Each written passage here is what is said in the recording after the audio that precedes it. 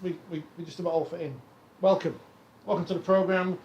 4020 live. It is September, which means we are on the run to the grand final, unless we scrap it. I'm just going to scrap the grand final because that debate's come around again. Because obviously there's nothing happened. No one's abused any referees this week. So this week it's should we scrap the grand final? Go back to first past the post. We'll go do that one again. John Davidson's here. Up the wires. In shorts. That's what they're saying. Up the wires. Oh, you're in summer, shorts, yeah. Perhaps summer we didn't get the message. Summer. It's 28 degrees outside. Are we allowed to say Indian summer? No, because I read somewhere you can't. I don't know why. Can you say American Indian summer? Australian summer. Australian winter. I don't know. It's warm. No relief though today because it's Monday. The bands are fairly rubbish this week, aren't they? There's Three Salford players. Three Salford. So Paul Rowley, you better keep shut, hasn't he, when he does his presser this week. He'll be in trouble if he says anything else. Jacob Miller, Agent Miller, as Wakefield fans are calling him. The new Brad Davis. He's been banned. Not that it might matter, so good use of Castle there. Ha ha ha ha ha ha. I thought I'd let you say that. Well, I don't think we've got any Castleford fans watching. They've got their own podcast these days, Castleford fans. The Warrington fans aren't going to listen because, as you pointed out before the programme, they've won now, so they're good. And well, Tony kicks us off. Here he is. Have you got enough lightning there? Notorious journalist John Davidson, who, of course, as we know, we used to be seen as negative in the past, but now we're beacons of positivity. You've taken over our negative slant on everything. That's according to the people on the Total RL message board. I've always been negative, yeah, so that's for sure. I'm under the idea of that if you talk the game down, there'll be more opportunities and work for people like me. Is that how? Oh no, right, okay. You just talk about Ange Postecoglou all the time now, don't you? Because he's Australian. Tottenham haven't lost yet. Oh, well, the Carabao Cup doesn't count. I saw Jamie Redknapp on the telly after they won on Saturday saying, "Oh yeah, but they lost to Fulham." No one cares about the Carabao Cup unless you're in the final. The excitement to that? I don't know because he's Australian. Are you banned from Leeds still? Or are you allowed in at Leeds? I don't think I am. No, I actually went. Were you actually banned, or was it just made up? I was told I was banned. Yes. No, I'm trying to remember when was the season they were. Was it 2021? I'm trying to remember when they were in the last time. I did get in under their former. I think they've had about 58 media managers usually a season, but Mark Taylor did get me in, so I was there for one of the national newspapers. I think it was a League Wigan game actually. So yes, I have been. I've not been this season. I think I'm going on a hat and a disguise. I get on very well with Adrian Lamb and Chris Chester. I think I get on well with Chris Chester. So in one of the old Rugby League review newspapers, there's a match reporter called Thor. From the days when people had great. I mean, you give yourself a Greek stroke Roman, yeah. Trojan horse. One of the headlines in the thing was he had to pay to get into a match, and he was furious. I mean, you'd be furious if you had to go all the way to Leeds to watch 48 minutes of a game, because I can't count, and then it gets abandoned due to the floodlights. I mean, this is obviously the big talking point of the week, is Lee hasn't got enough money to fill the electricity meter or some other conspiracy. James Child, you're a referee. How anything like this has ever happened to you? I don't think it has. Because you know, when we were talking about it on Sky, because I was watching the game on what night was it? Friday night, wasn't it? And they were talking about they may restart at the same point. have to like put them like Subbuteo players where they used to be. Yeah, I thought, well, that's interesting. I can't think of an example where that's happened before, really. So the suggestion was that that's what was going to happen. That's ultimately what ended up happening. Go to where you were when the lights went out. It's like on the snooker where they've got that shot of the table and they can move the balls back to where they were. Sure, they'd be able to do that. They have the same kit as well. Or do they watch, like the same? Yeah. It's quite bizarre. Same substitutes. I'm intrigued to see the start of that, or the restart of the game. Not any of the rest. What was the crowd like? In terms of the numbers. Well, which crowd do we get? Do we get the Friday crowd, or do we Did get you combine them? bigger crowd, or not as many? Who knows? Apparently, There's a fibre to get in, I think, if you'd not been to the game at all. They've only given one figure here, unless it's buried in Dave Parkinson's match report, and I can't be bothered reading it properly because we're doing a podcast. But I'm sure I saw somewhere someone mentioned 3,000 or something. But again, I could have made that number up completely. So, but it was history in the making. The longest game ever. Never happened before, and it'll be a quiz question in the future. Oh, Tony was there on Friday. Couldn't go on Sunday. Tony, you are the paying public. Doesn't matter what we think. What did you think about it? How should we restart games in that situation? Because when Wakefield played Widnes in the snow, I think they played about 10 minutes. Wakefield were winning. It's important. 2-0. But they just started again from 0-0 when they played. Yeah, I've been to fogged off games that had to be replayed, and what was strange was the missive from the RFL that said basically we have carte blanche to do whatever we want. So we might set this precedent this time, but next time we might do the complete opposite. Well, no, there is no precedent. No. That's what they said. It's never been done Which in is history, weird, has sure. it?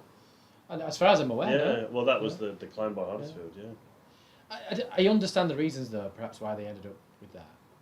Given the timing of the season, I understand. the teams are playing on Friday night, I think, aren't they? And where do you fit that extra game in? Well, you wouldn't have done, so you're effectively playing 1.5 games this weekend, or one game this weekend. Yeah. So that's why they've made the decision. But And I also get, from Huddersfield's point of view, you would want to restart the game because you will lose it. And so you want to have another crack at it. I would imagine Lee were of the opinion, let's just carry on. And ultimately somebody had to make the decision. So I can see why people don't think it's fair, but is it a bit of an excuse from Huddersfield? Because when the game was abandoned, they were 4 points behind, 10 points behind, with sufficient time to turn that around, and actually were worse on Sunday than they were on Friday. That's what the scoreline would suggest, wouldn't it? Yeah. So, I mean, was it their view that it's last chance saloon for them and they had to get a win in that game and therefore the best chance of doing that was to restart it? But it's the same for both teams. They have the same opportunity to... Yeah. It's a bit of a non-argument, to be honest. It was just interesting because we've never seen it. No. Apparently in La Liga they do it. Well, they've been known to restart games where they finished. That's Spain. It's hardly as if it's something that happens too often, is it? It's not like the mid-90s when there was all those Eastern Asian betting syndicates causing floodlight failures in English football, which was exciting for a few months. I think it would have been in the first few weeks of the season. I think there would have been a full replay because you get the opportunity sometimes in the cup rounds to get a replay. But although Huddersfield were a game behind anyway, weren't they, waiting for when they could play St Helens. Well, where does it fit into player welfare, having played 48 minutes on Friday for Huddersfield to then turn up on Sunday and play another extra? It's just Easter. What do you mean? Yeah, but if they'd have had to play 80 minutes on Sunday, that would have been an even more of an issue of player welfare. Because they wouldn't have recovered from the 47 that they'd played. And then would these have points counted for records in history and stuff? Because that's the most important thing, is did Josh Charnley break the record? And yes, he did. They also had a cricket day on Huddersfield.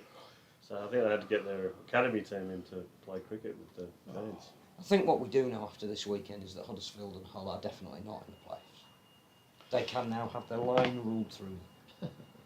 Are we saying that for sure? Is that definite now? Are we colouring them in a different colour on the Sky League table? Well, I think so. I mean, mathematically, if they won all their 3 games by a huge margin, then yes, they could, theoretically. But then I don't think they can, because if I remember rightly, all the teams above them are also playing each other, so they're not all going to end up with 26 points. Tony was there. It was bizarre. We had to wait an hour to see if the lights came on, and they didn't, so went home. Could see both sides of it, 32 minutes left. Leeds took their chances. Wardle had just come on Friday. We had to wait for an hour to see if the lights came on. They didn't, so we went home. That should have been what Dave wrote in his match report. All of it's blank. That's the only thing that anyone will remember about this game. But important win for Lee because not that he'd struggled since Wembley, they obviously lost, and the week before Wembley, but important for them to get that form back going into these final games ahead of the. And I think again, being realistic about the league table, that's cemented them a top 4 spot, which is absolutely phenomenal. And I know people go, no, mathematically they can. I just think again they will finish in the top 4, probably 4th, but that's ridiculous. That's ridiculously good to win a cup final and finish 4th. Is astonishing. Well, Huddersfield did it without the win, didn't they? Getting to a cup final, finishing 3rd. But not as a promoted No, team. as a promoted team of it. It's never. You would know, Phil. You've seen every game since 1901. 1895, yeah. They haven't. That's never been done by. Not in the not at least in the Super Super League era. Yeah. When Wakefield got promoted in '99, we didn't get to that. We did beat Saints at Barnsley, which we didn't do yesterday. We should have played at Barnsley. But at least the point difference is looking better at the bottom end of the table. So Lee are winners. They are back in form. So can we now officially say it's been a really poor season for Huddersfield and Hull? Yes. I mean, I know we'll probably do an end of season review, but inconsistent. that's got to be underachievement for both of those teams, hasn't it, this year? Yeah, I think so. And I think Hull showed signs, didn't they, slightly earlier in the year where I think people probably expected them to have finished a little bit higher up. Whether they would have made the top 6, I'm not sure. But I guess for Hull it's a different story for Huddersfield, though, isn't it? Because the pressure comes next year for Hull if they don't improve on where they finish this year. Huddersfield's the other story really, is in reverse, isn't it? In that they've had success and they've gone backwards. And they've built a team that their coach wanted, but they haven't performed. Whereas Hull is still in that Tony Smith hasn't quite got everybody he wants. The worrying thing for Hull, although again they haven't probably changed enough players to make a difference, is that that's 3 seasons running now that the second half of the season they've fallen off quite alarmingly, which again probably says something about the players that they've got. And the other thing that was interesting, having watched Hull on Saturday first hand, is that you always associate Hull with a really big pack and a team that tend to thrive at the beginning of the season where the grounds are a bit wetter, and if you take Chris Sette out of that pack, which they will do next year, they're actually quite a small pack, and they were dominated, which is odd. I'm not sure whether Tony Smith's ever really built his sides around big packs, though, has he? No, but he's certainly inherited.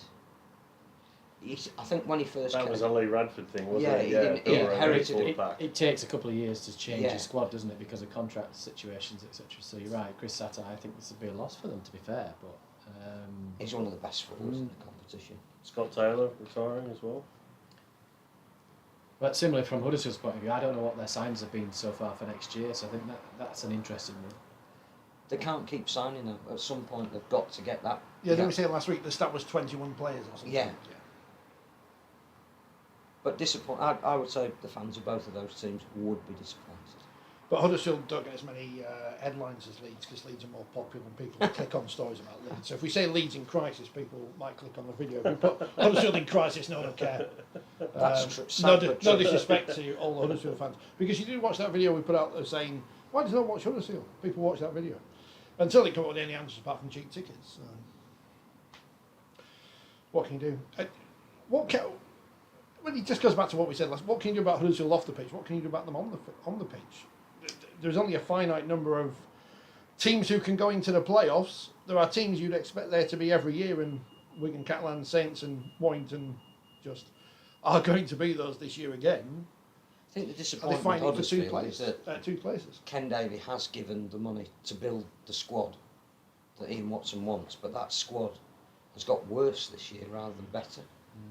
That's a performance issue rather than Hull's, who are in that process of changing their identity at the moment, who they are and how they want to play.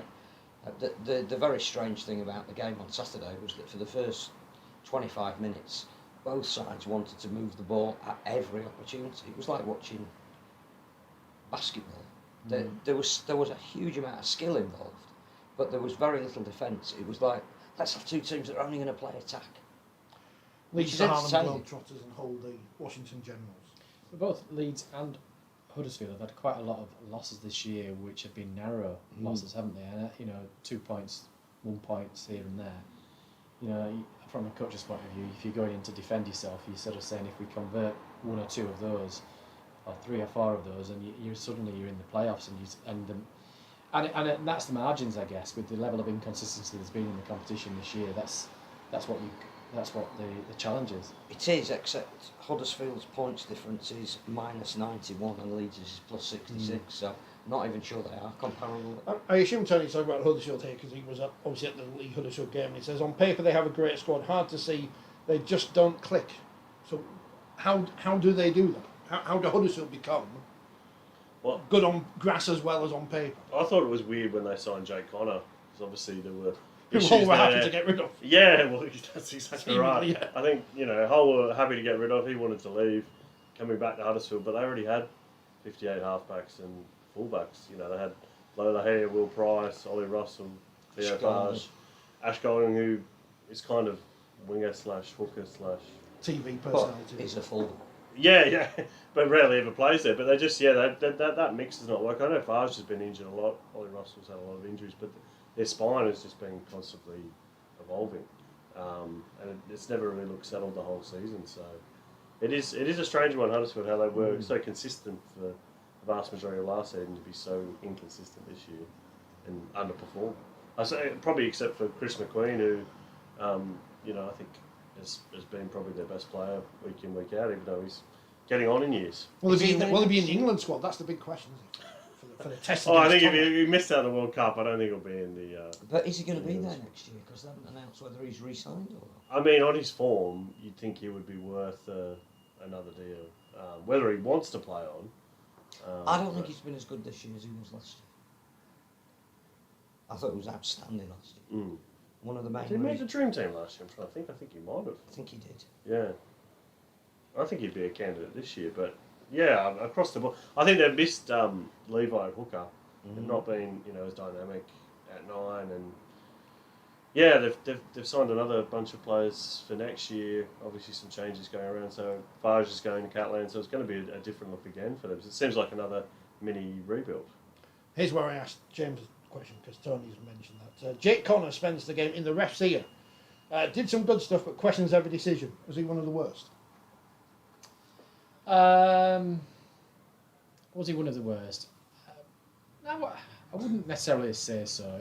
He was hard work, but that's not a revelation, is it? You can see that between his own teammates. Never mind the opposition, and never mind the referee. So that's been, I think, one of his problems. And that's one of the reasons why he was never going to be picked, and probably never will be picked by Sean Way. Is he has discipline issues, and that's probably both in defence as well as with his mouth. He probably plays a bit of the joker on the field, doesn't he, with opposition players, and tries to wind them up. But equally, if you rise to stuff, then you're a target by the opposition. So I think he left himself wide open the way in which he played.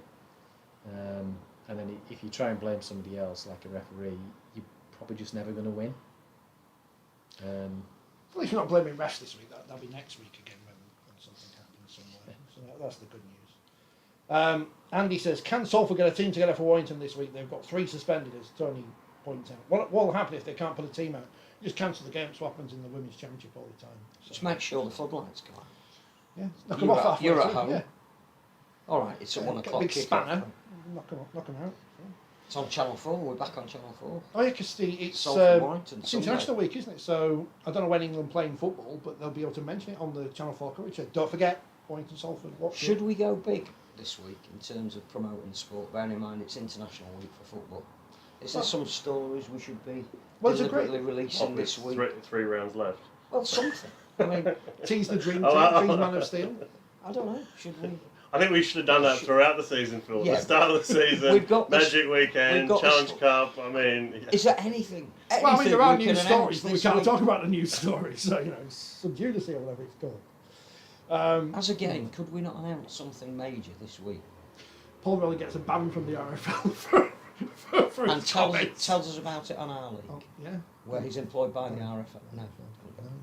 I don't know what story can we get out of Warrington versus Salford this week? No, just a Well, no, because league that's the one, story. but that's the one on Channel 4, isn't it? So that's the Yeah, that's but if the- we've got a big background story. Anything else? Well, it's not a Sam Burgess second style redemption. Give that a Get go. Sam on, fly him over. David Fafita might be his last game again. Has he not left the country? Has he left? Rich? I don't know. Well, you're the man in the know. Yeah, but Oh. I didn't know anything played that I was yesterday. there. No, that was his twin. Oh, right. Doppelganger. Apparently, there's some other World Cup starting this week as Didn't well, go according any to Tony. I don't know about that. So, With lots of rugby league people involved. are they going to try and sign Dom Young? Do you reckon after it? 'Cause, Well, he's going to the Roosters. oh, is he going to? Well, it's all right then. Yeah, So he's going up. Has in he the been world. in He's going Australia? up in the world. Has he been in Australia long enough to become a wallaby? What have they called it? I think they changed the rules. I think it was 3 years, but I have got Corabetti and Vunivalu, so they've got 2 ex-Melbourne Storm wingers. We're not going to. You do remember them though? You don't remember them Not playing in the anymore. NRL? No. They're dead to me now. Yeah. Oh, right. Joseph Is that when Silva. Denny Solomona retired? Eh?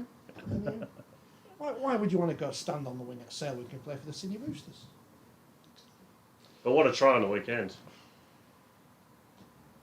Born in Wakefield, but it was made in Newcastle. I thought it was made at Huddersfield, Rich. Phil, how many games did he play for Huddersfield? That went well. Who can I complain to, says Paul, about the irritating trend of players launching the ball into the crowd after scoring? That's James's department.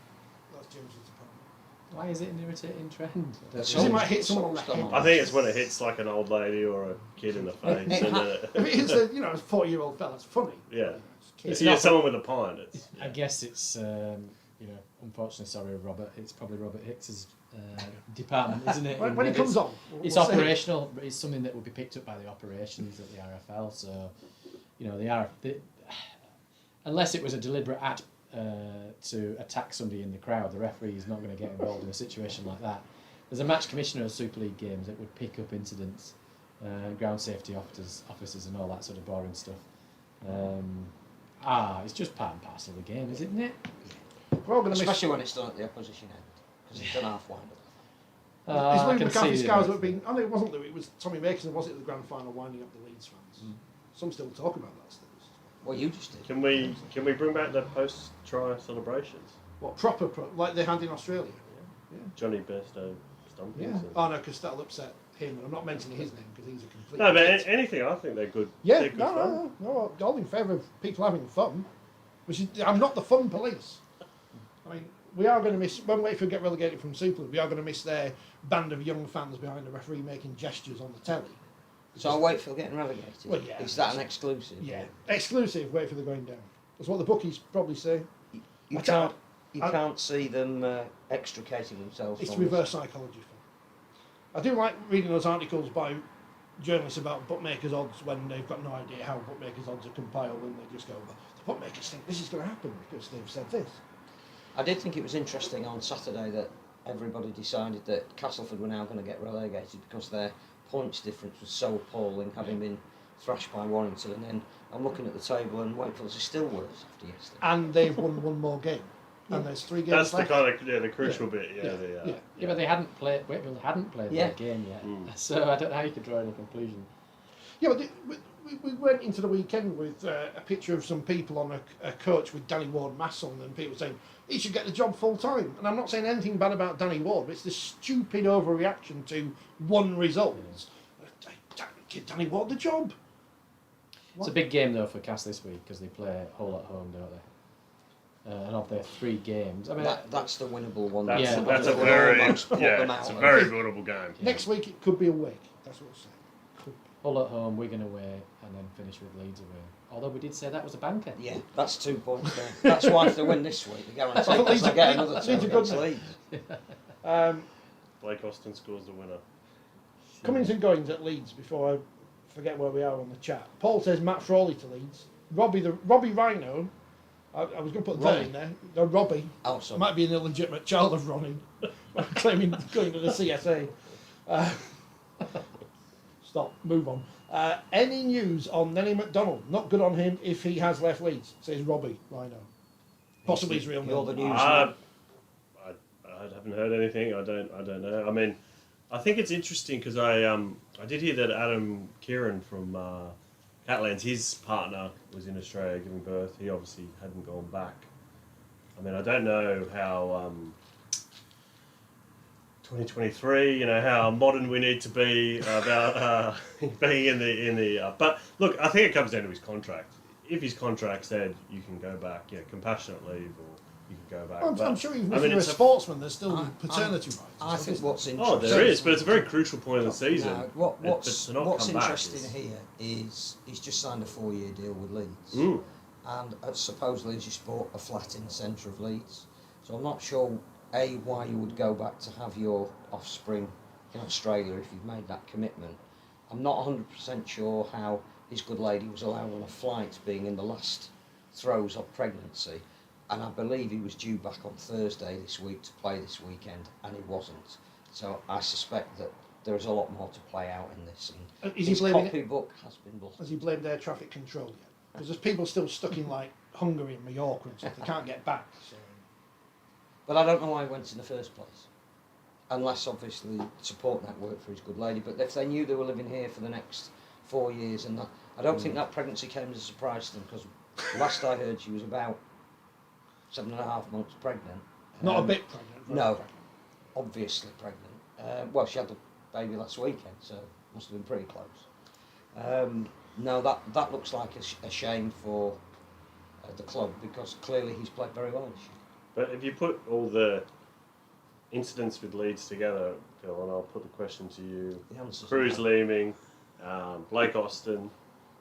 There's a bit of a pattern developing, isn't there? Are you Paul here on the chat saying, has Not Gary Paul. Hetherington been at Leeds too long? Is that you? Is that you? No, I mean, I think the question Is that needs your to next be article? asked, but I don't think it's down to one person. But you do have to kind of, I mean, I may have written something about this, but you do have to kind of look at, well, at least since 2017, and I mean, Trent Barron, Conrad Hurrell, Tui Lola. Yeah, we got homesick and left. Well, so did Ben Barber.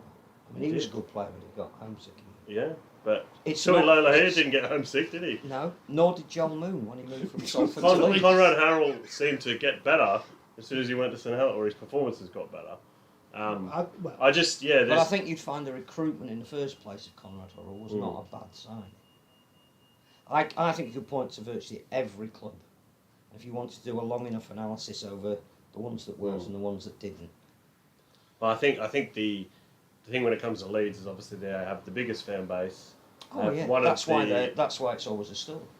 They've been the biggest club in the land for, or one of, say, Since 1895. No, in a modern era, and they've generally gotten their recruitment. You know, Badiris, Lauatiti, Joel Moon. They've gotten it very right. In amongst that, there was always a Bo Falloon and a Mitch Age. Ben Walker. And a James Seguiara. But again, at the time, it was a great sign. He saved them from relegation. But I think you could make the case for saying, I don't know, Barry Ward at St Helens. There's always been. But they seem to be. My point is, obviously, you can't necessarily get every sign right. But Aidan Caesar, Blake Austin, I think there's a pattern developing. Fusatua. Very, very good on Saturday.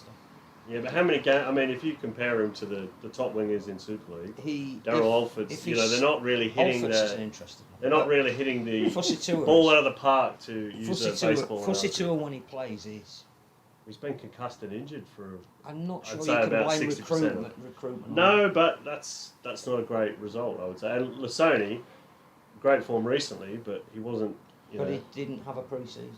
Do we need to put Georgia Hale onto that list because she came and then she went again? Yeah, very poor. Derailed the Leeds Rhinos. Scored a try. Yeah.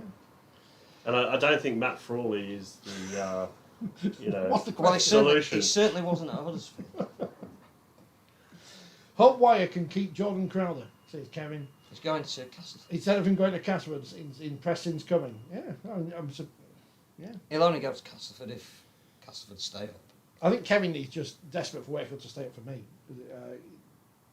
He gives me a pep talk every week in the comments. Why don't wait for the favour, Rich? Bring the points difference down to a win.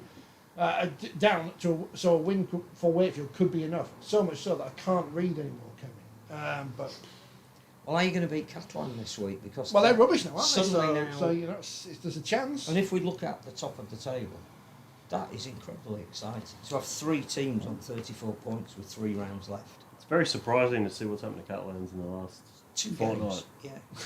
Yeah. Blaming the pitch. Catalan. Not the pitch of Hull KR. The magnitude of the defeat at home to Wigan was a surprise. Yes, that was a... Hull KR winning at home, not as much. They're underestimate them at your peril. I think Willie Peters done a absolutely fantastic. So is he the coach of the year, or Adrian Lamont? Did they have to share it? If we go back to clearly, if Huddersfield and Hull are underachieving, somebody's got to be overachieving. Clearly, we've identified Lee as one of them. The other has to be Hull KR, who came from a point of virtually ground zero when Willie Peters arrived. We interviewed him, didn't we, at the season launch, and he was probably the least remarkable of all the people we interviewed. He didn't promise anything. He didn't announce some grandiose plan of what they were and weren't going to do. He just quietly and effectively said, "We're going to sort out the defence." And we go, "Oh yeah, everyone's talking about their attack, and you're a half-back, and well, don't you want to play them with a bit of fun?" No, we need to be a team. And he's been brilliant, absolutely brilliant. And his team play some lovely rugby. And they've had a couple of serious injuries this year and seem to have rebuilt after Wembley. And you wouldn't rule them out, would you? They've creating a shock when the playoffs come. They haven't made the playoffs yet, I get that. But no, you're absolutely right. If 2 underachieve, 2 have to overachieve, I suppose. And I think you've identified the right 2 clubs there. They play Huddersfield this week, don't they? That's going to be interesting. At Huddersfield. So, with Huddersfield got nothing to play for. Yeah, Lights go out after about 50 minutes. I hope not, 'cause I'm going to be there. When I'd like to go home in a Hull good KR are time. ahead, the electrician gets the word. You might be the only person there, though. I guess if you Catalan, if you want to get your season not back on track, because it's hardly off track, they're second in the table. But if you want to play somebody, then I guess Wakefield's the side to play, isn't it? And you would think Catalans, especially, to sort of send Sam Tompkins out on a winning note would be, fitting for someone of his career and standing in the game. And every team always will have coaches or significant players who are going to be leaving at the end of the season, so they can all play that card. I just think Catalan don't go from 3 weeks ago we were saying, they're 1 win away from the League Shield, they've been brilliant this year, they've got a great all-round team.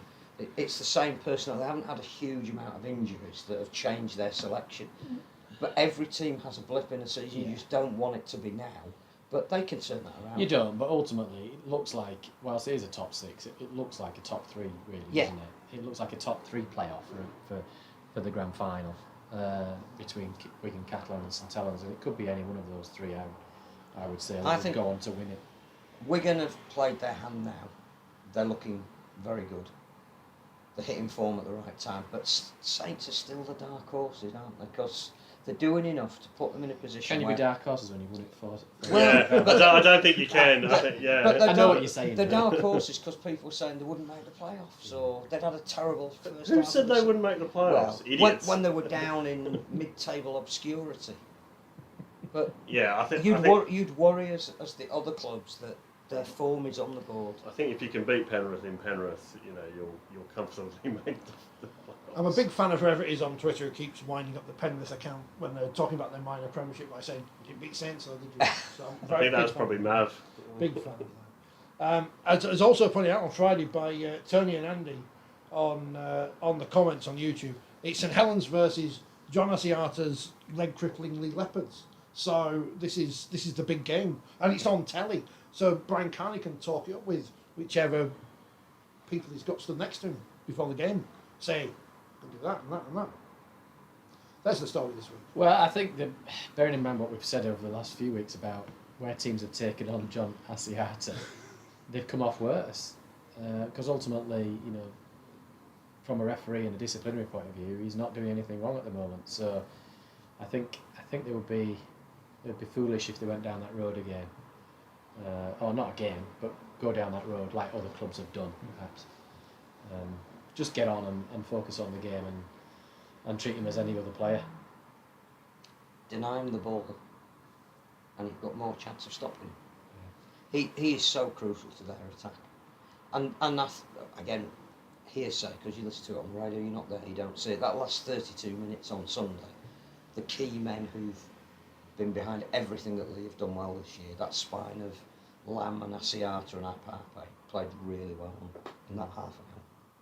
If they're now rested and back, then that'll be a great game.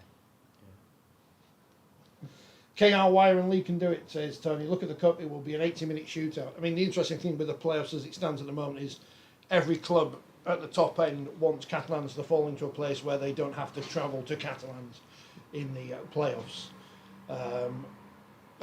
Speaking to one person this week who definitely doesn't want to go to Catalans again in the playoff semi-finals, but it's all very exciting. And there are some clubs who aren't in the playoffs at the moment who would take a trip to Catalan.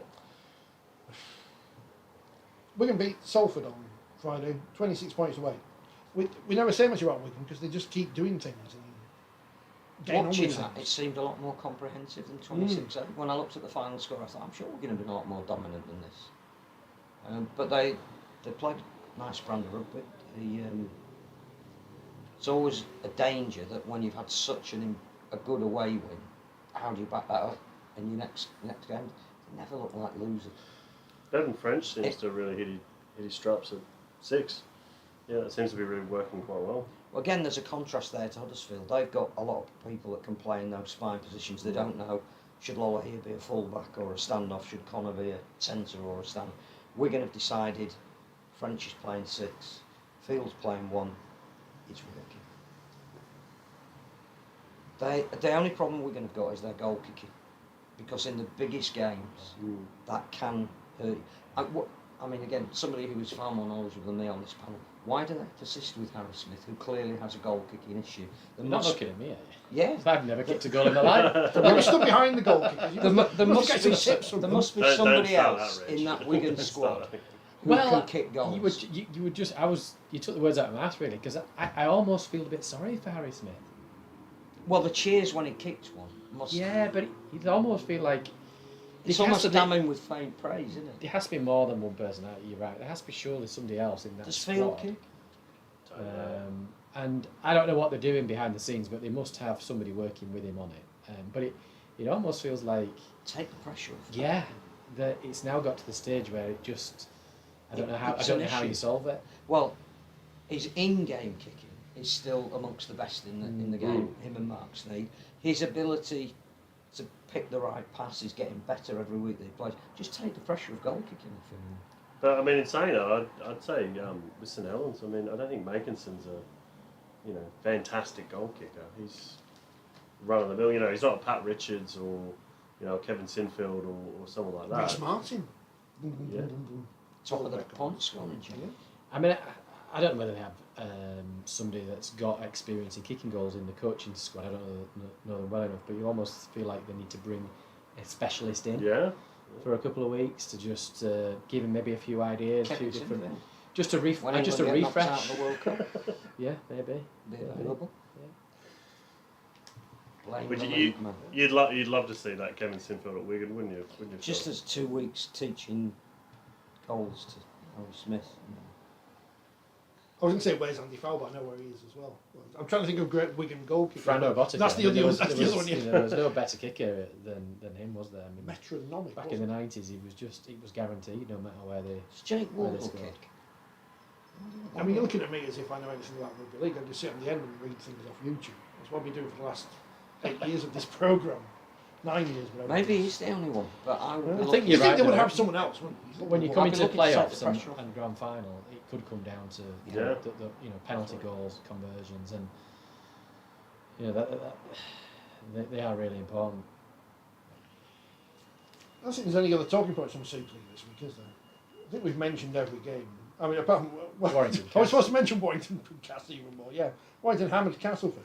What happened in the last 20 minutes? It's all Jacob Miller's fault. That's what the internet's told me. I was at another game that was on at the same time, which makes no sense. You've got 2 games on Saturday afternoon, one's on Sky, the other one makes as much kick sense. off at the same time. 5 at the same time on Friday night. But we're seeing the scores come through from Warrington, and it's probably not a huge surprise that they're ahead at the beginning of the second half. And the next minute, you look at your phone, and Castleford have conceded 40 points in. They did. I mean, I watched minutes. the game, but I kind of half didn't watch it as the game progressed because it just became a little bit, well, not a little bit, it just became one-sided. But they had opportunities earlier on, Warrington, where they didn't score and probably should have scored. So actually the scoreline flattered Castleford earlier in the game. So if you added on probably another 3 tries to that, to the half-time score, that probably would have been reflective of the dominance in that first half. So it wasn't just, I wouldn't suggest, it wasn't just a second half issue. They just weren't at the races, Cass. Which is bizarre because, to be honest, again, they're playing a team who have got form issues themselves. But that analysis would say it should have been 80 rather than 66. Yeah. Were they that far ahead? And that would be a worry for Cass, even though they're holding Well, this 2-point cushion. That was my concern. As the game progressed and the score got bigger, it's the psychological impact that has on you as a collective going into your game this week now, playing Hull. And they'll be able to just brush it to one side, and there's almost no point looking at the video when you get to that point. You just let's just forget a draw line under that. Let's just focus on what we need to do and what we do well. And I heard Danny Ward interviewed saying some of our guys gave up. I mean, again, I don't know how you then go into a game this week without wholesale dropping.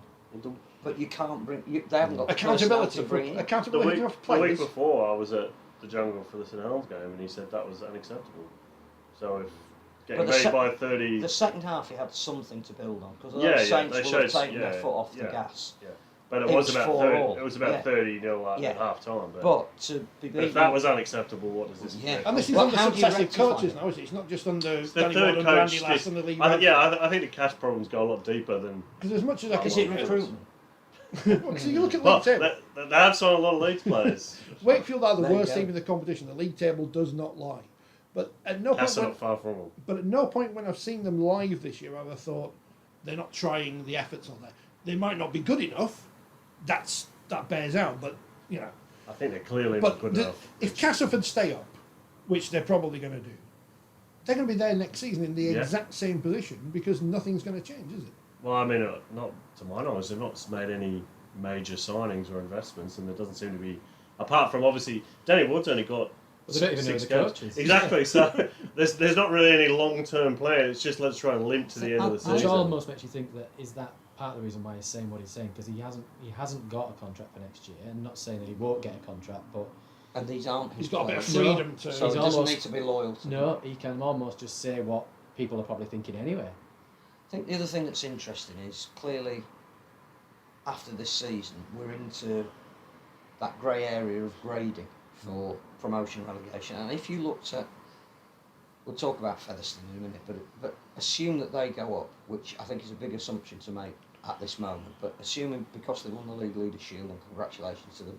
that they do on just where they are, then you will be able to make a direct comparison between Castleford and Toulouse.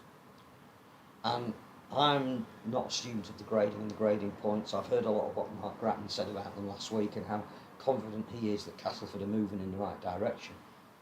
If I'm making that decision as an independent arbiter of the possibility of both of those clubs bringing something to Super League, then it's a stay of execution more than anything else. Castleford's biggest problem in the last 6 months or whatever is the fact that Wakefield's stand is being built. Yeah. And it's actually there. It's not open yet, but it will be. It looks nice. It's got chairs and everything.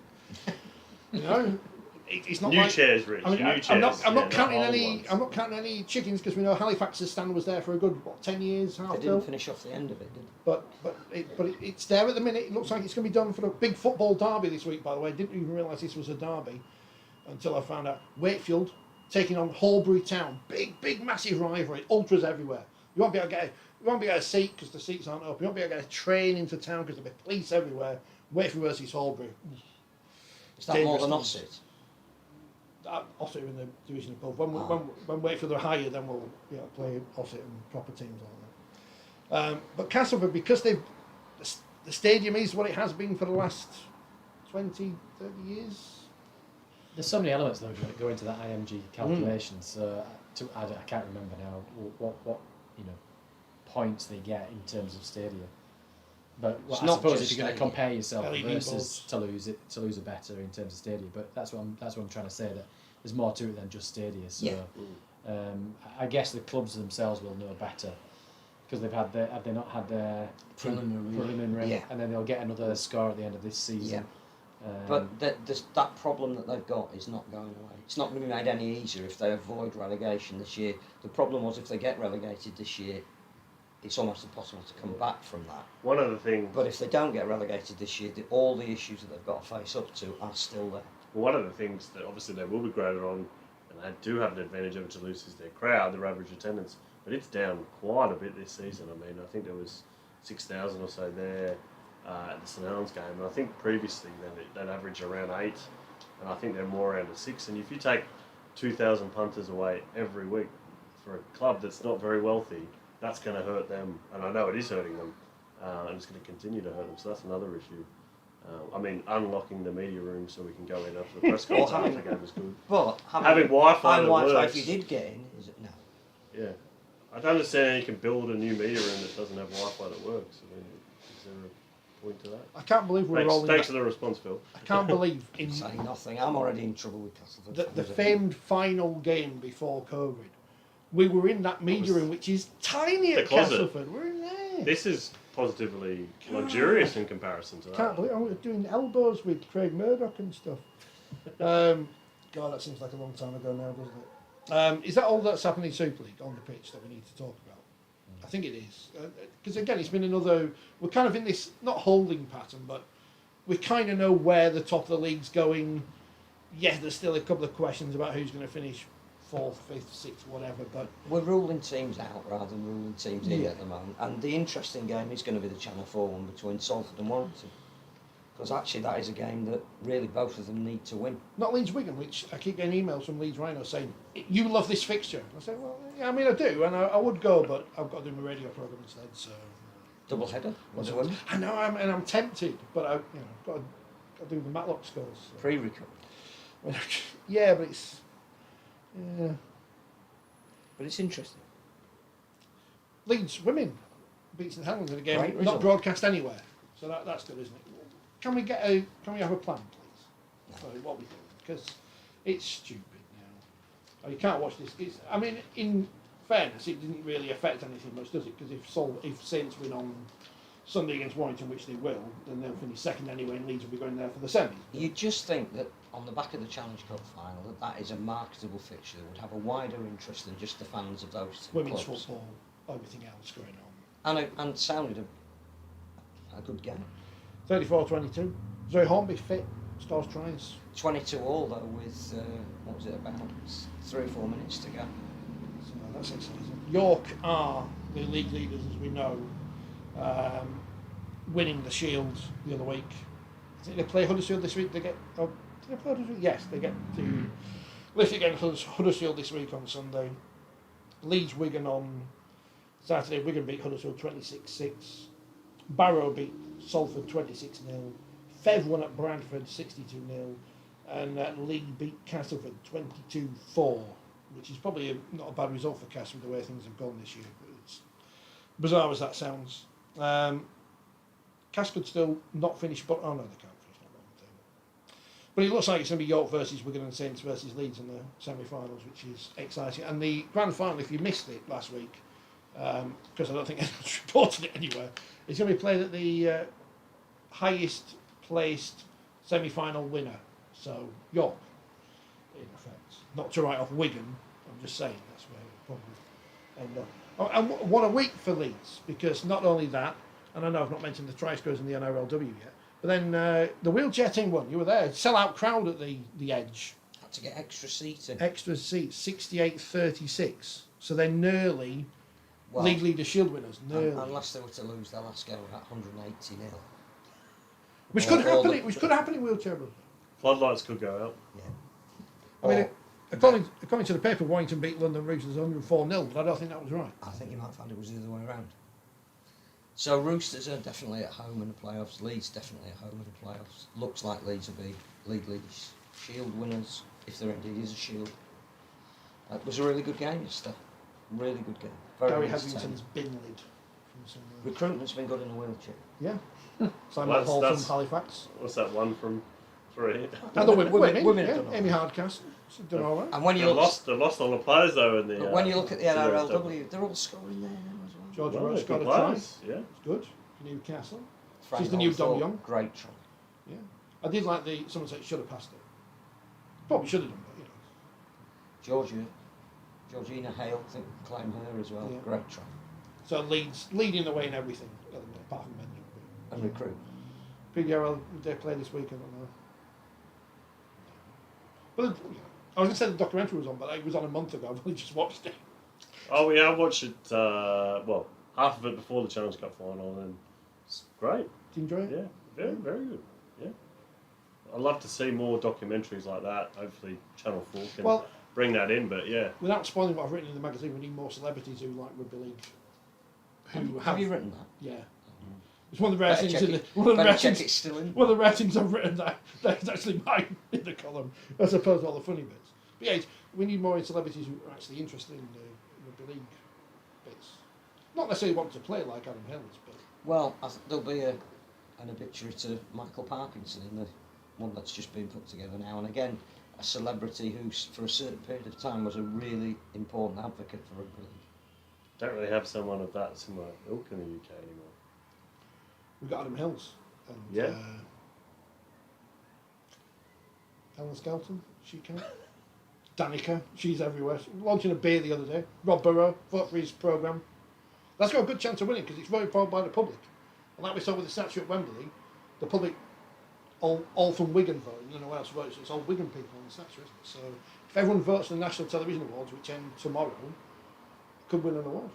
Comes back to that sort of retired player though, isn't it? It's like the big names are Ellery, Martin, Kevin Sinfield, James Rob Burrow. Robert. What we're going to do with James? Well, yeah, Robert? I mean, I think he's someone who should be celebrated more throughout his career, but obviously very much celebrated in the last. And I think the other vestiges. thing when you talk about building personalities is we now know that in October on the BBC there is going to be a documentary about how the wheelchair team won the World Cup. Not just the tournament, but I think the cameras with them maybe a year beforehand, all the preparation.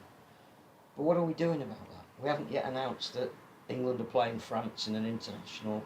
We haven't announced, we didn't even invite the wheelchair people to our own Challenge Cup final. Again, what is the plan to enhance the wheelchair offer? Because you're going to have prime time telling great stories like Adam Hills did at the PDR. It didn't matter who won that tournament as it happened. I was going to say even James got invited to the Challenge Cup final, but I mean you did, didn't you? But we kind of nicked you. I did through the Rugby League Cares programme for retired players. Yeah. So we need wheelchair often players to do they retire. invite And you? then, How often does that programme invite? I think I'm not sure whether the Challenge Cup is every year. I might be wrong. It might just be for the first year. Certainly the Magic weekend was just for the first year. I'm not sure whether it's extended to the grand final in your first year after retirement. I think they're waiting to see if Kathleen win the final. Yeah. I mean, I suppose the Challenge Cup they have capacity to do that. They also do a challenge, I think, for those players that have retired. I think in that first year. So when you cycle into Wembley, some sort of challenge, which no doubt I'll probably find a reason to not do. I can see you in a charity cricket match, being the umpire. The umpire. Mention of Magic Weekend reminded me because I was listening to the Brian Bevan podcast again. Because sometimes they say nice things about me, so I feel like I have to. Why have we never done anything at the Magic Weekend that's actually to do with magic?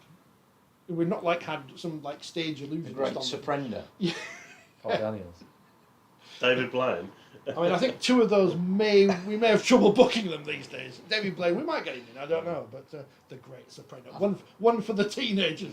Have a box suspended above St James's Park with David Blaine in it. Well, we never done anything. See if he can get out more quickly than Wakefield scoring a try. I'm not saying there's more than one Sutty, but there's a chance you could probably get Sutty down there.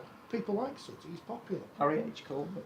Probably not, but but Sutty's an enduring, endearing, all those things. Get him in the Magic Weekend, which has been cancelled anyway. So. Tommy Cooper. Tommy Cooper, he's a celebrity. Tell me about David Watkins, because for people of my age, he was the fellow off scrum down with John Helm, but obviously he was quite a good rugby player, I understand. He was a very, very good summariser. So for those people that didn't see him play, he was very much the voice of reason on a lot of those broads. John Helm, great commentator, but David Watkins' analysis was excellent.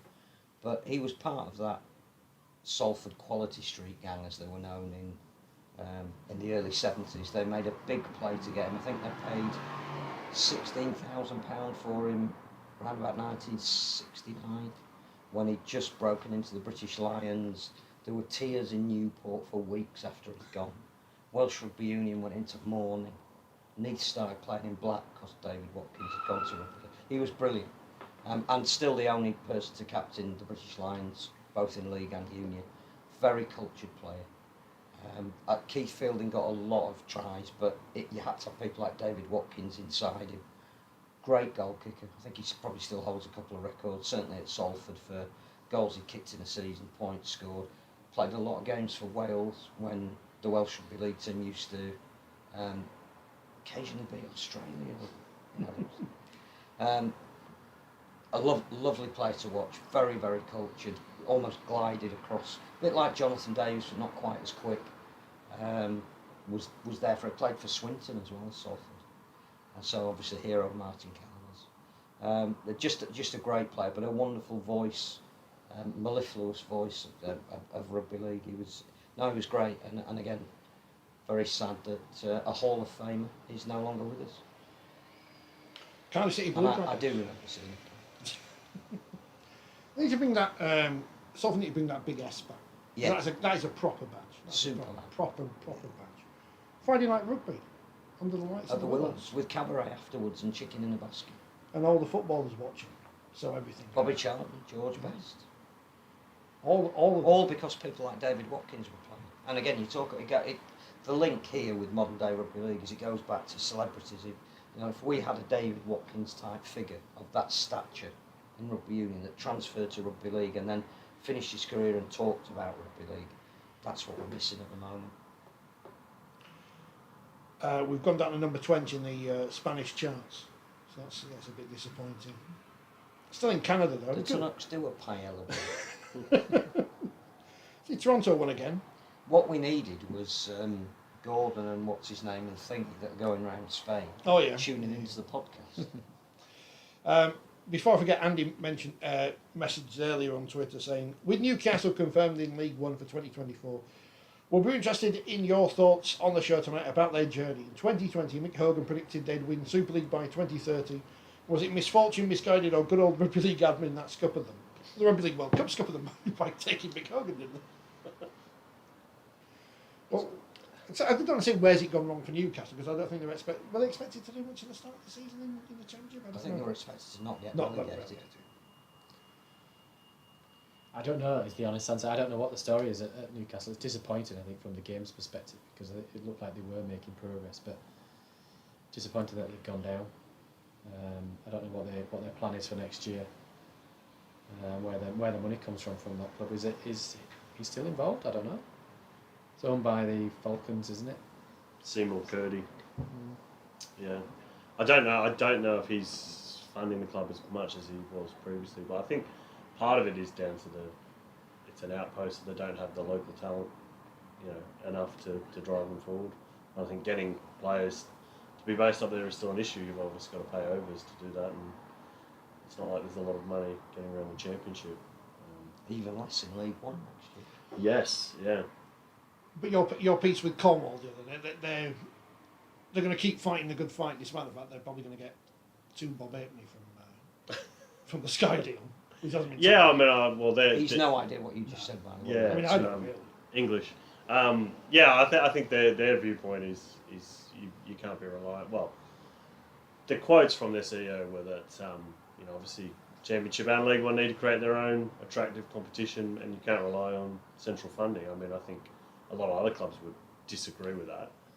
And he also made the point that they are part of the pyramid and they deserve some money from the Sky deal. But I think, as Phil may have suggested, many other people, but League One funding will probably get reduced next year, or maybe it will go. Because obviously the money has got to come from somewhere. If there's less money in the top You end. sell some more England kits, that's what we need to do. Buy England kits. If I could It seems find... to have annoyed a lot of people. Oh, it's just been getting annoyed by everything, John. If I could That's find true. the big That's true. Family Fortunes X and put it on screen for how much money you're going to get in League One this year. Tony Pennington. John just tweeted an exclusive. John, what's the exclusive news you just tweeted? I don't think I did.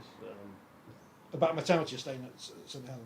Oh right, that wasn't an exclusive. Oh, it's No, not- that was an embargo. Oh, Yes, he is staying. Oh. He is staying at St Helens as it's not, expected it's not exclusive, for Tony. another So- season with an option. You should have put exclusive on it. Yeah, 'cause it's Just everyone's claim listening. someone even stuff else's. that isn't exclusive is now exclusive. Yeah. It's like the word legend. Should I put star? Team Star, Ace. huge blow. Star. Yeah. Ace. I'm trying not to sensationalise because you lose whatever integrity you may have or think you Former referee is James Charles said. have. Former referee star.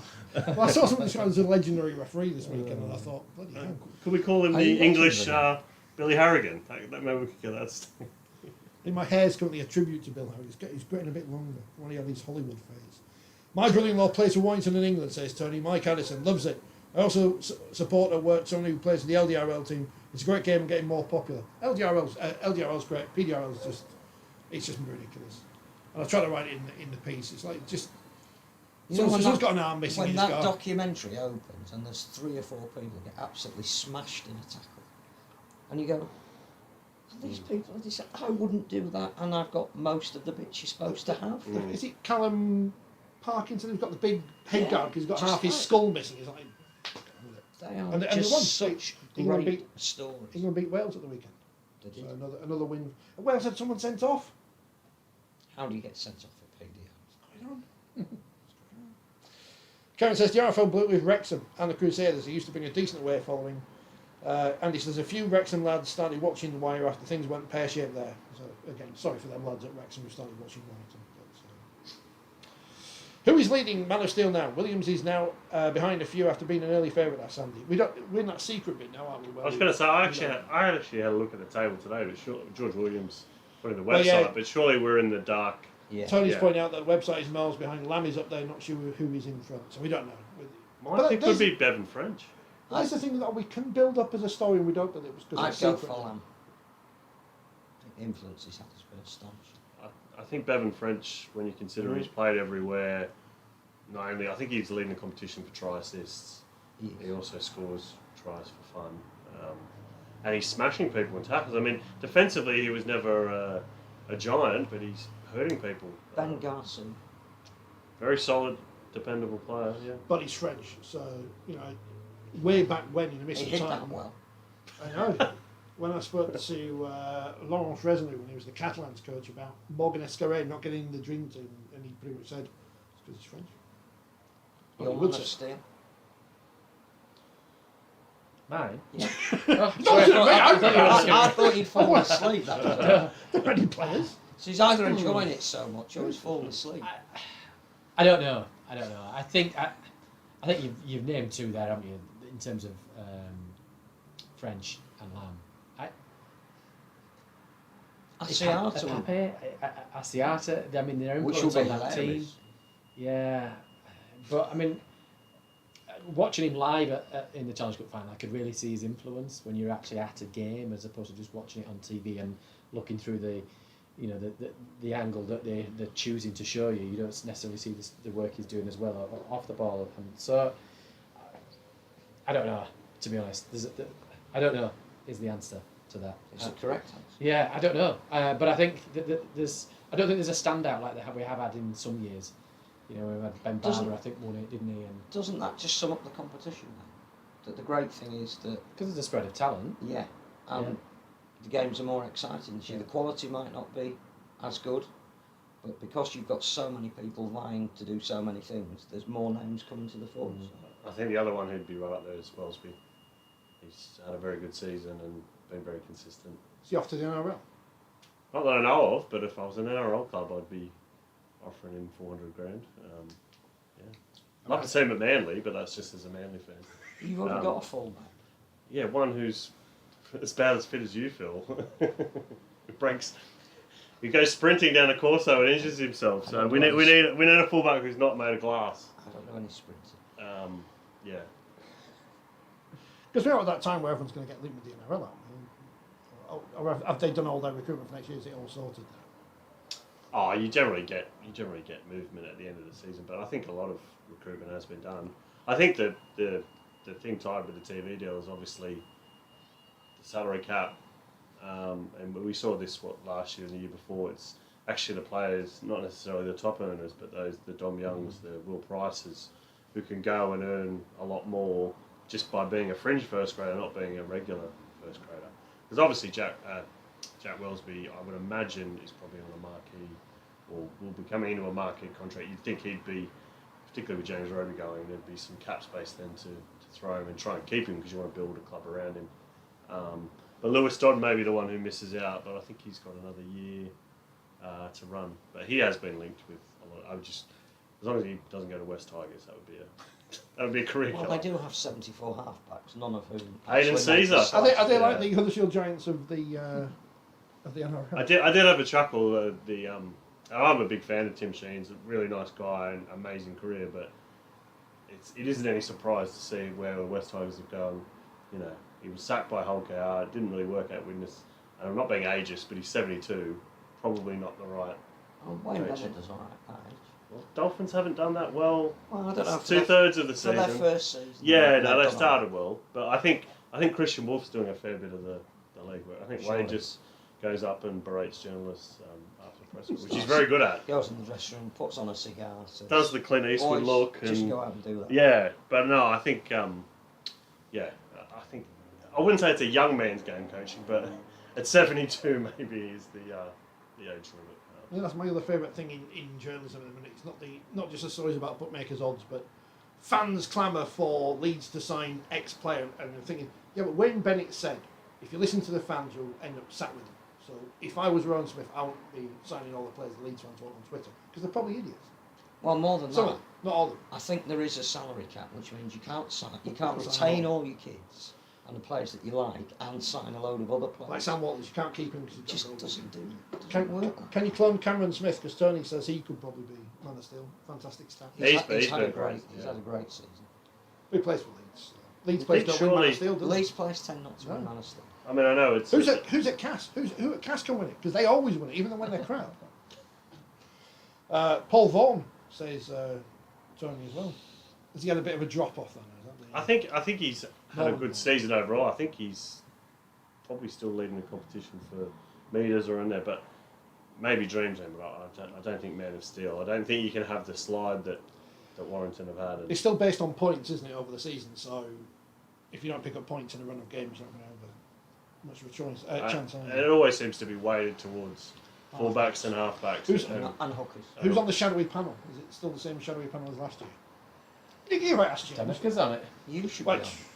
You should be. She's on everything. Me, I don't know anything. Well, that's right. I don't know much about refereeing, so I ain't going to get on a... I'm going to nominate Steel you panel. to be on it next year. No. You and Ella. Is there anything Danica Preem is not No, on? it's got to be players, ex-players. So, you know, if that's how they're rewarding it, because I think they've had all sorts of different ways of doing it, haven't they? With players voting, that was a bit of a fiasco. Media, and there's always controversy about with asking the media. So I think it's going to be ex-players. No. What else is going on? No, I think we're caught up with comments, which is good. Newcastle play Featherstone Rovers this week. What team are Fev going to take to Newcastle on Friday night? Because they've already won the league's leadership. That's in the Are we allowed to mention this? Yes. We can't mention everything about Featherstone for legal reasons, but we can say they have won the League Leader Shield. That's official. They have won the League Leader Shield. That's not under embargo. There's no injunction saying we can't mention that Featherstone Rovers have won the Championship League Leader Shield. Now, can Featherstone Rovers win the grand final? They can. £1 million game, whatever it's called. What I don't understand is why would you've lost 2 games all season, why would you sack your coach? I think we tried answering that and we still didn't know the answer. I think it may be something to do with personalities, but... And is that, again, Should you not have worked that out before you made the appointment? I mean, I don't think it was a surprise, though, was it? a surprise that he was appointed, there would be a clash of personalities at some stage. Well, it seems to be history I repeating. don't know how much further we can go with this. Well, nothing's happened because I read the papers. Nothing's happened at Featherstone this week. We should even talk about what's actually happened.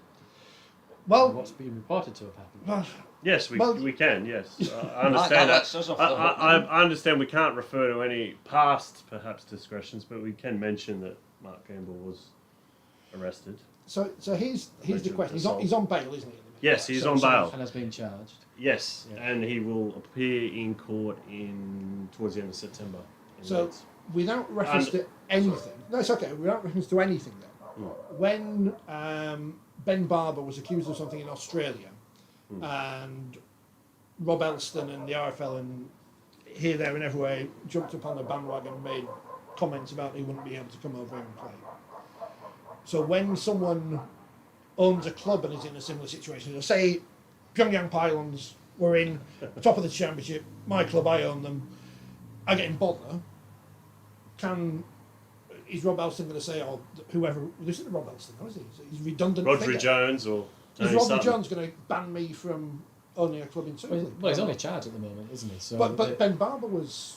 No, he was never charged. That's I think the key difference, and I think I'm trying to think of an example that yeah, works, but I think the nothing's issue the same. with the NRL is that they have their own integrity unit, and I think the critics would say that they're acting as judge, jury, executioner. And some players have got off. But we like, don't have one, and we just decided to have Rob Elson say, no, he's not allowed. I can't remember. You probably remember the guy, the St George Illawarra forward who, got stood down for 2 odd years and then got off. Yes. His name. Oh, He's got a French I- background. Booker. No. I think I know his second name, but I don't want to Yeah. say it just in case it's the wrong name. I don't know. I don't know but why I'm yeah, lying. with But I know Ben you mean. Barber. Yes, Jack de Bellin. That's him. I couldn't. Sorry. The issue obviously with Ben Barber is that I think everyone knew that he'd assaulted his partner. It was well known, but she didn't pursue anything. There were no charges, and obviously he's assaulted her again. Assaulted someone else since, and got in trouble for that in Australia. But yeah, I think that was the, shall we say, grey area. He'd obviously had positive drug tests as well, which the NRL had punished him for. But yeah, it is a murky. And do you treat domestic violence the same as drug abuse? Well, that was the point going back to that way Yeah. back was you can't really have a sliding scale, can you? Either say, well, this is one's one and one's the other. It's a very, you say, grey area. I mean, do we have a fit and proper persons thing? But when you're There's already only in one situ, person on this panel but when who's you're read a rule but if about you're that. already in situ, you can't really. With the Pyongyang I Pilots, think you can't really take someone. we're in advance of events, so it's very difficult to talk about it because at the moment he hasn't been committed and Featherstone haven't been promoted. So this is definitely a topic to come back What team to. did Featherstone put out then on Friday at Newcastle? Whoever they feel they need to rest, they've got licence to do it. Also on Friday in the Championship, Sheffield Eagles take on Keighley Cougars. Sheffield who've wobbled Yeah. a little bit. The 26-18 interesting one defeat is to Batley London. who've dropped out of the playoffs. And we still don't know what happens to Craig Lingard this year. He could be Or the do we know? cash Well, we coach. don't know. Well, he has a contract at Castleford, so unless they pay him up. Which I think again is going to depend on which division they're in, because clearly if they were relegated, you would think that he would be made head coach. Because I think Batley have got quite a number of injuries from what They I have. believe. And it just seems a shame for them that the sort of season seems to be falling away a little bit. although they can still rectify it. I think the really other interesting one is London, because I think they started the season with something like 20 players, and obviously lost a lot of games, but they've really turned things around. And But when you sign the likes of Dean Farray and Corey Norman, Are they going to Dean repeat Parata. the season where they're a good team. upset Toronto? Are they going to repeat that this year? They're going to become a super. They're going to club be a again? team that if they're in the current form and they can keep that going, you're not going to want to play them. Because the expectation level around them will be zero, but the quality of player that they've got, if they're fit, will be, they'll be a threat. And they now play in a Super League quality venue, not a pub pitch or whatever it was at Dean. But interesting that both Halifax and Batley, who played in the 1895, have dropped out of the playoff picture. Albeit it's incredibly tight. There's an awful lot to play for when you look at the teams that are fighting to get into that top six. You've got Widnes on 26 points, Batley, Halifax, and York. Probably a 14 playoff there to get into the playoffs. And a 14 player for relegation. Yeah, because there's Which another big again, game I this cannot week, isn't call there? that. There's Keighley's result against Barrow at the weekend was a big turnaround from half time. They were well down. I think it was a 20 points to 10 down at half time. They turned that one around to win Barrow that game. Swinton. But yeah, Barrow Swinton. And I was looking at some of those remaining fixtures, and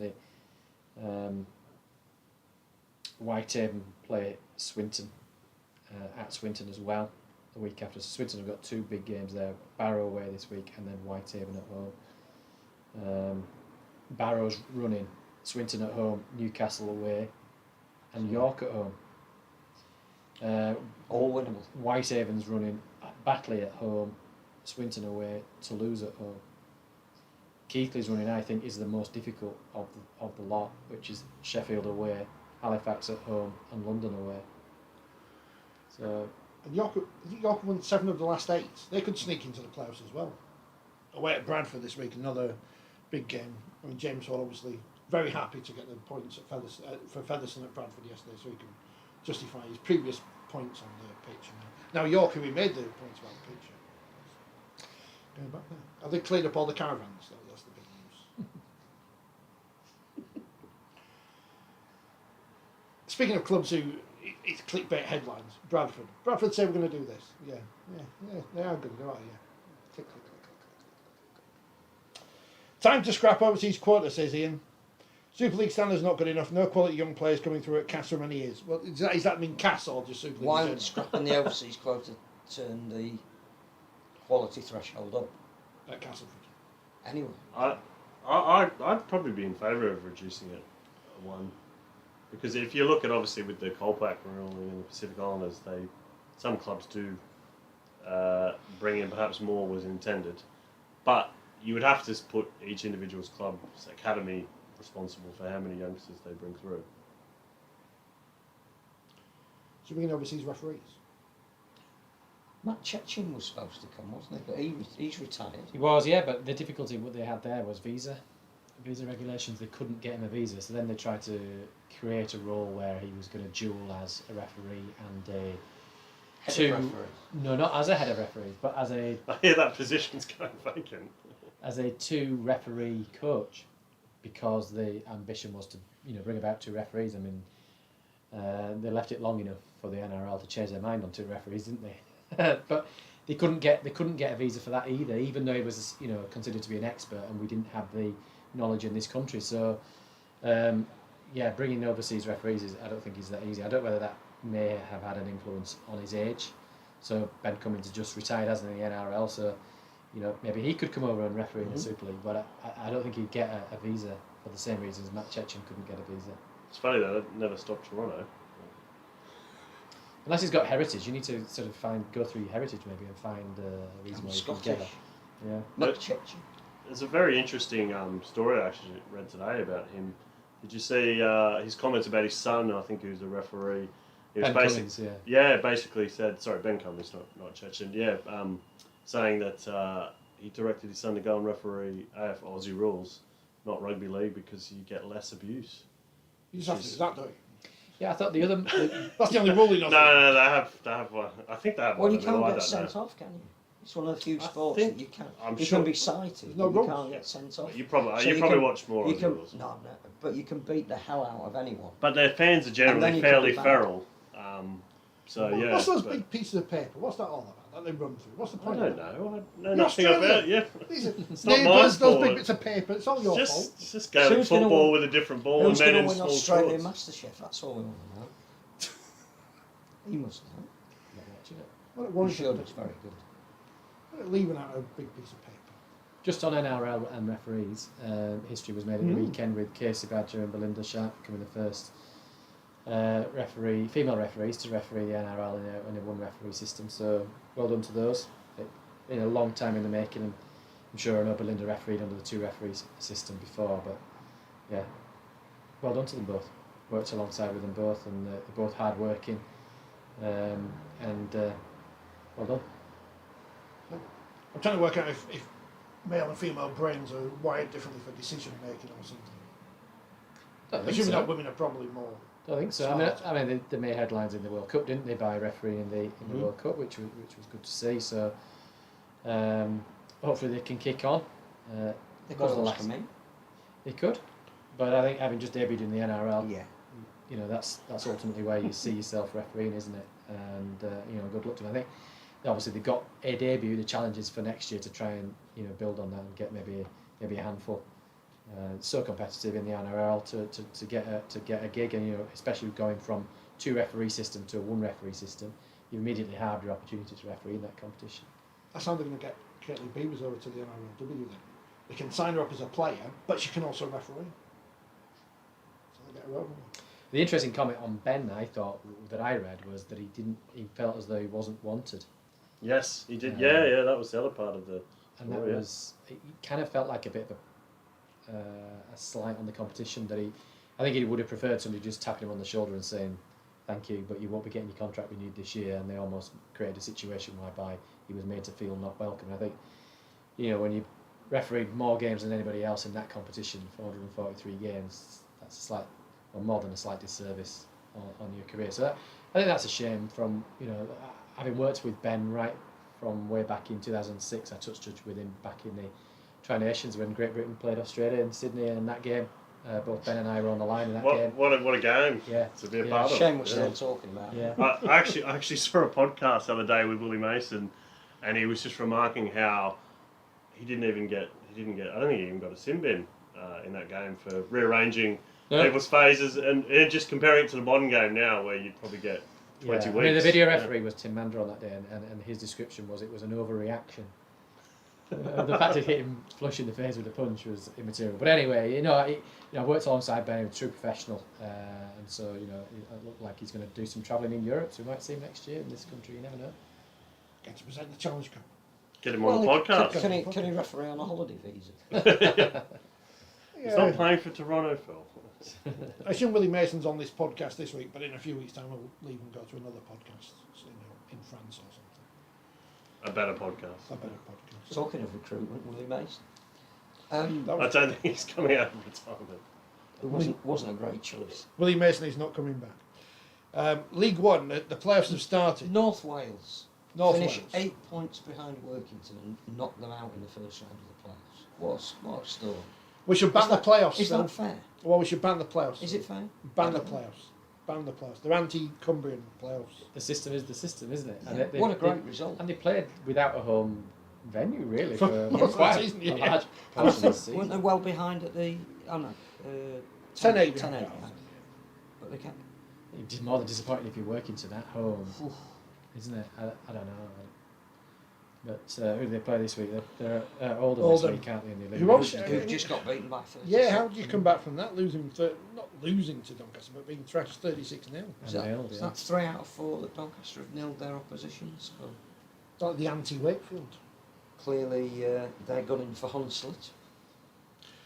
Yeah, Dewsbury already up, of course. Hunslet Doncaster, 6 o'clock on Sunday, because I think there's a wedding on or something at the South East Stadium. Elimination semi-final. I'm assuming the Oldham North Wales game is on the Sportsman, but I don't know. They've not put on that. They are showing. Yeah. One each week. Yeah. So. Phil, can you tell us what's happened to the Scholars? I can't tell you. I think they've still scored more points than Wake.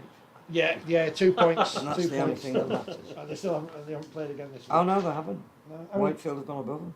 in fairness. Oh no, they haven't. There's a whole column, as in column, in the paper, letters page dedicated to people saying, what's Scully on about? Saying, what's the point of the Scholars? So Isn't some Mr. people- Mascord an honorary director? Well, Probably owns them. as I understand, he helped broker the deal for them to be taken over, which Now was hasn't approved happened. by the RFL and now hasn't happened. So they really seem to be treading water. I mean, I think it all ties back to the what are we doing with London? What's the strategy? Is there a strategy? How do you spell strategy? We're hoping they fluke their What way does it back mean? into Super League again. It's Llewellyn McCarthy Scarf. We're going to take over the chief executive of the combined London team. It could be captain, coach, CEO. That'd be. He'd be Well, perfect. he's still playing well, so it'd be a good fit He's in going League to be One. a fireman.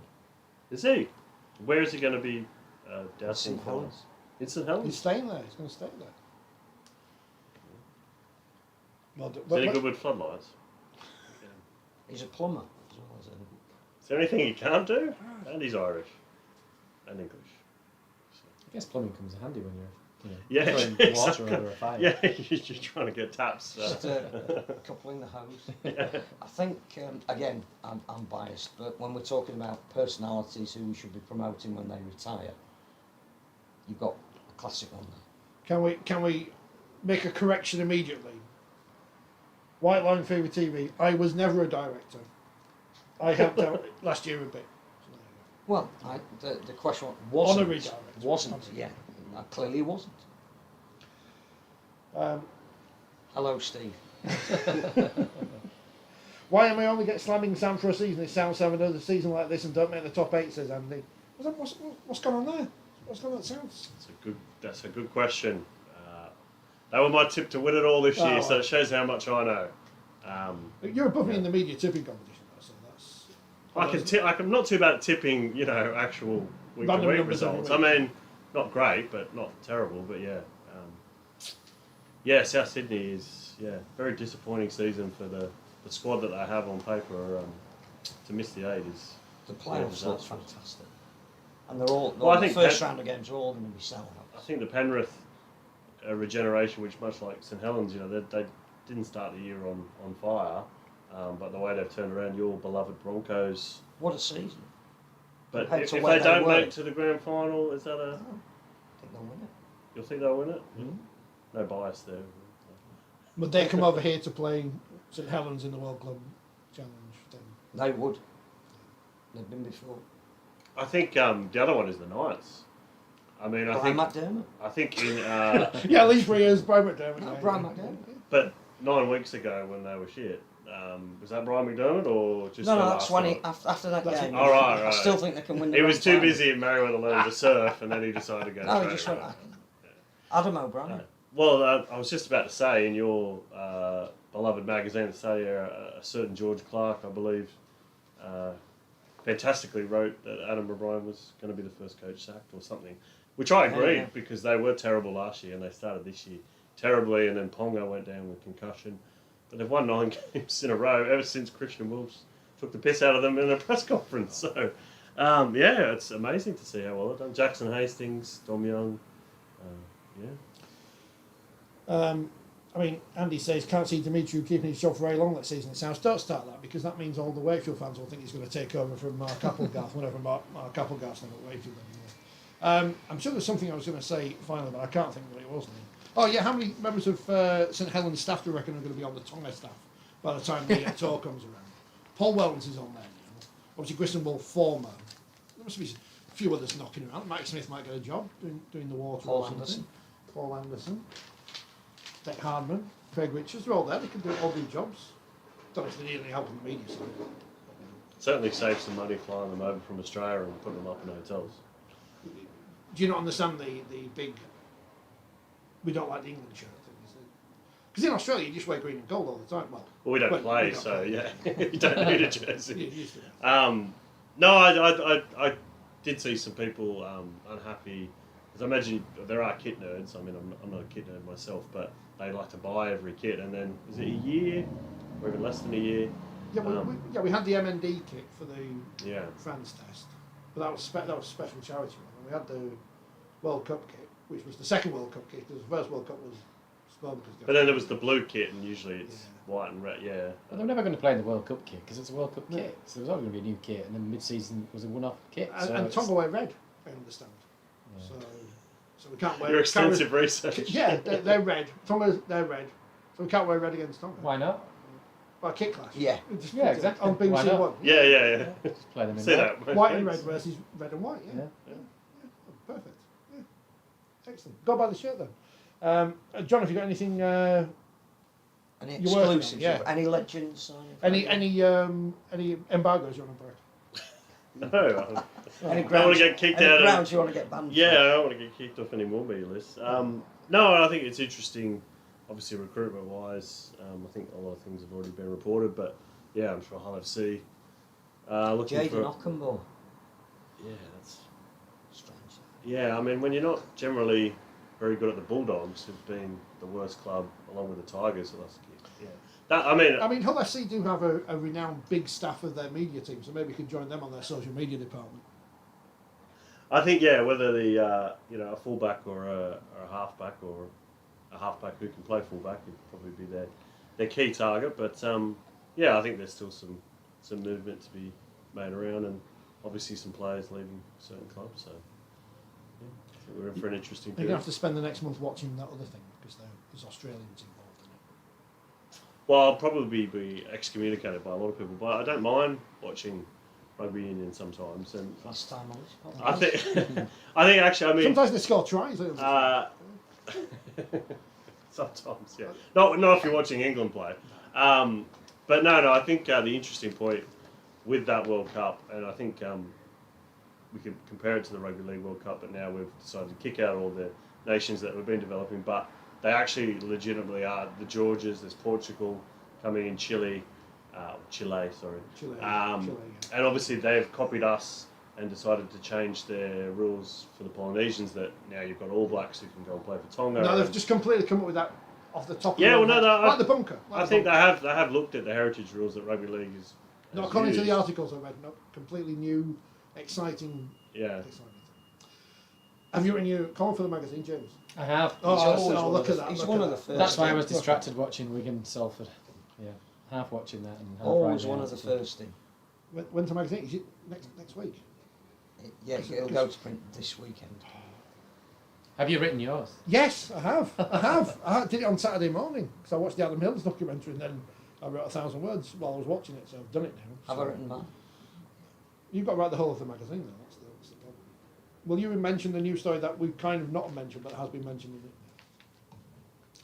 in it? Look, the light's getting dark. It's like Might ask Craig Lingard if he wants to mention it, but probably won't. the conditions here, like in League, getting gloomy. Are we going to have to come back tomorrow and do the last 10 minutes? No, Andy's. Remember where we were sitting? It's like the end of, was it Naked Gun or Police Squad, where they all freeze at the end while the time's gone. Interesting that Leeds floodlights went out at the same time Blackpool illuminations were switched on, says Andy.